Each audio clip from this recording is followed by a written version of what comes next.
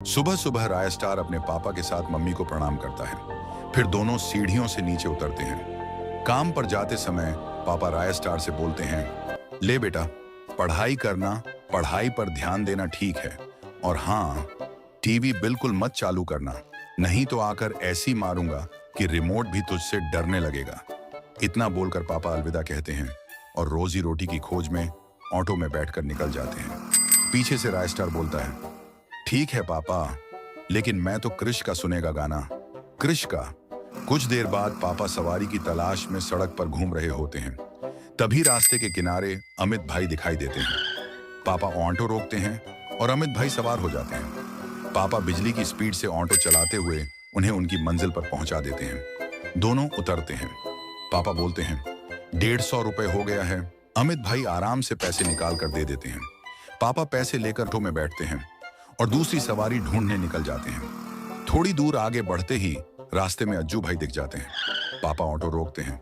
अज्जू भाई बैठते ही बोलते हैं, मुझे पायल के पास ले चलो, पायल गेमिंग के पास। साले चिमकांडी पबजी खेलता है, आज मैं उसके साथ फ्री फायर खेलूंगा।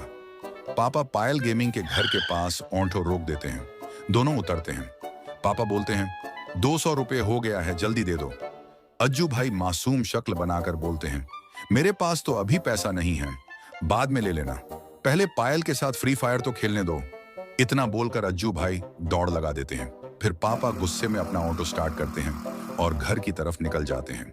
इसी बीच राय स्टार खिड़की से झांक कर देख लेता है कि पापा ऑटो लेकर वापस आ रहे हैं, लेकिन राय स्टार का दिमाग तो कहीं और ही चल रहा था। वह बिल्कुल चोरों की तरह धीरे धीरे दबे पांव सीढ़ियों से नीचे उतरता है। किचन में पापा पूरे ध्यान से खाना बना रहे थे। राय स्टार बिना आवाज किए सीधे ऑटो में बैठता है और ऑटो स्टार्ट करके निकल लेता है। ऑटो की आवाज सुनते ही पापा दरवाजे तक आ जाते हैं और देखते हैं कि ऑटो तो राय स्टार उड़ा ले गया।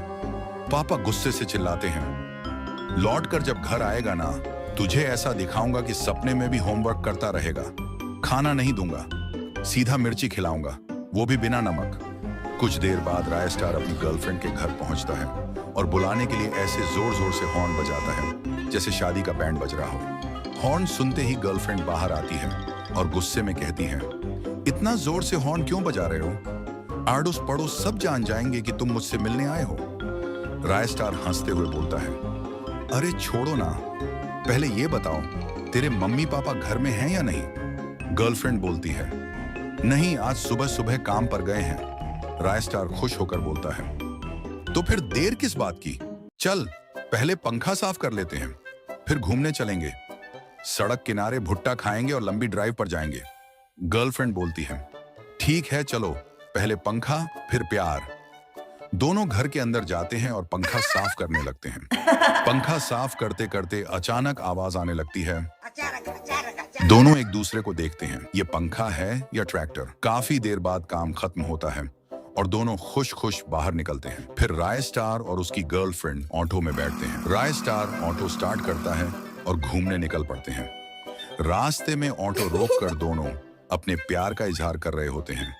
तभी अचानक वाइट 444 की कार उनके पास आकर रुकती है। कार से वाइट 444 निकलता है और राय स्टार की गर्लफ्रेंड को बोलता है, इधर देख छमिया। गर्लफ्रेंड वाइट 444 के पास देखती है। फिर वाइट 444 हाथ में गुलाब निकालकर बोलता है, चल मेरे साथ, तुझे रानी बनाकर रखूंगा। क्या है इस फटीचर राय स्टार के पास? और बोलता है, ये छमिया राय स्टार के साथ तेरा टांका भिड़ा है क्या? ये सुनते ही राय स्टार बोला, हरामजादे, मैं तेरा खून पी जाऊंगा। फिर वाइट 444 हाथ में बंदूक लेकर राय स्टार को बोलता है, तू मेरा खून नहीं, मूत पी मूत। ये बोलकर वह ऑटो फोड़ देता है और ऑटो जलकर राख हो जाता है। फिर वाइट 444 हंसता हुआ बोलता है, साले भिखारी, तुम लोगों की यही औकात है। ये बोलकर वह वहां से कार में बैठकर चला जाता है। राय स्टार टूटे दिल के साथ अपनी गर्लफ्रेंड से कहता है, ये तो मेरे पापा की ऑटो थी, वही उनकी कमाई का जरिया था। अब पापा मुझे बहुत डांटेंगे, अब मैं क्या करूं?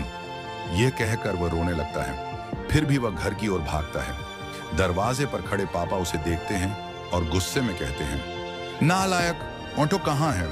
तू तो लौट आया, लेकिन ऑटो का क्या हाल किया?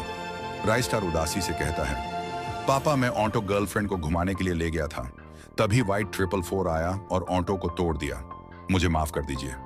पापा गुस्से से गरजते हैं और बोले, तूने बहुत बड़ी गलती कर दी। जब तक मेरे सामने ऑटो वापस नहीं लाता तब तक घर में कदम मत रखना। चाहे कुछ भी कर, उस लड़की से ही पैसे मांग। राइस्टार रोते हुए अपनी गर्लफ्रेंड के पास जाता है और कहता है, पायल, पापा बहुत नाराज हो गए। कह रहे हैं जब तक ऑटो वापस नहीं लाता घर में घुसने नहीं देंगे। अब क्या करूं? गर्लफ्रेंड धीरे से कहती है, क्यों ना हम खुद मेहनत करके ऑटो खरीद लें, चलो मेरे साथ। फिर वे दोनों काम की तलाश में निकल जाते हैं। दोनों धूप में 3 घंटे तक कड़ी मेहनत करते हैं। उनका काम देखकर सेठ उन्हें अच्छा खासा पैसा देता है। राइस्टार और उसकी गर्लफ्रेंड उन पैसों को लेकर ज्ञान भाई के शोरूम में आते हैं। ज्ञान भाई उन दोनों को देखकर बोलता है, अरे बच्चे, यहाँ लॉलीपॉप नहीं मिलता है। यहाँ लॉलीपॉप चूसने आया है क्या? जा दूसरी तरफ जा लॉलीपॉप चूसने, यहाँ ऑटो रिक्शा मिलता है। राइस्टार गुस्से से बोलता है, अरे अंकल, हम लॉलीपॉप चूसने नहीं आए, हम ऑटो खरीदने आए हैं। फिर राइस्टार उनको पैसा निकाल कर देता है और बोलता है, हमें एक अच्छा ऑटो दे दो। फिर ज्ञान भाई इशारा करके बोलते हैं, ये ले ऑटो ले ले। आखिरकार उन्हें ऑटो मिल जाती है। राइस्टार और उसकी गर्लफ्रेंड ऑटो में बैठकर उसके बाप के पास जाते हैं। राइस्टार गर्व से अपने पापा के सामने पहुंचता है और सीना तान कर कहता है, देखो पापा, मैंने अपनी मेहनत और पसीने से ये ऑटो खरीदी।